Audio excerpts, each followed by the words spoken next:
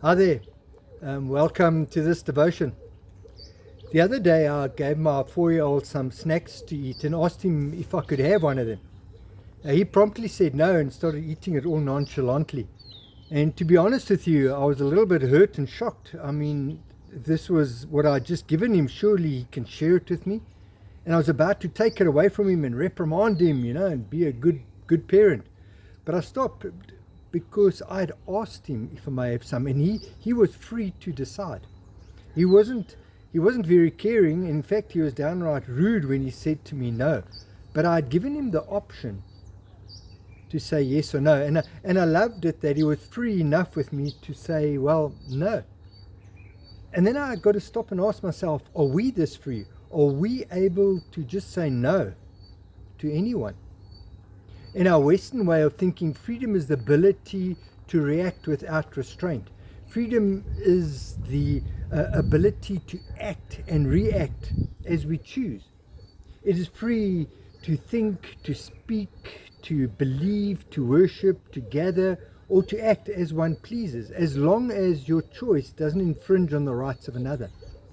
Here in South Africa, our constitution guarantees freedom, things like the freedom of expression, the freedom of association, our political freedom, and it's great. But in reality, there are so many things that are not free. Gender-based violence is disproportionately high in our country, taking away freedom of women. Our country's reaction to the LGBTQ plus community is absolutely shocking. And our reaction, both physically and subtly, takes away that very freedom we boast about. The poverty of our country is so restricting to freedom that the poor would say one is only as free as you can afford to pay, which is very sobering. Yes, we've got a lot of work to do on the freedom of people around us in the here and now.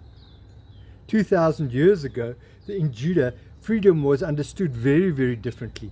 Jesus tells his followers that as his disciples, they will know the truth, and the truth will set them free. I'm sure you've heard this. I know I've heard it many times quoted before, not always in the right context, but quoted nonetheless. Jesus' followers say to Jesus in response to this is, we are from the family of Abraham, and no one has ever enslaved us. So how can you be wanting to set us free? Their understanding of freedom is the freedom of religion. They are free to worship the God of their choice. So they, in their minds, are free. Even though they were oppressed by Egyptians and Babylonians and Persians and Greeks, and at that time the Romans, they believed they were free as long as they were free to worship their God. Jesus points out to them that as long as you sin, you are a slave to sin. Your freedom is taken away. No matter which freedom is the most important one to you, sin can take that freedom away. The truth that Jesus offers is that he sets us free from our sins in such a way that we not only believe and know that we are forgiven, but in a way that forgiveness affects us, that we want to set people around us free. It reacts the way we behave and we think. What is interesting is that the Jews 2,000 years ago prioritized freedom, and if their highest priority of freedom was given, they were considered themselves free. And in this case here, it is religion. Jesus comes along and points out that freedom is more than just the most important one. It's about living in the grace of God, about living in the knowledge that we are loved and that we are free from the burdens of sin. This truth of love and grace is what Jesus says sets us free.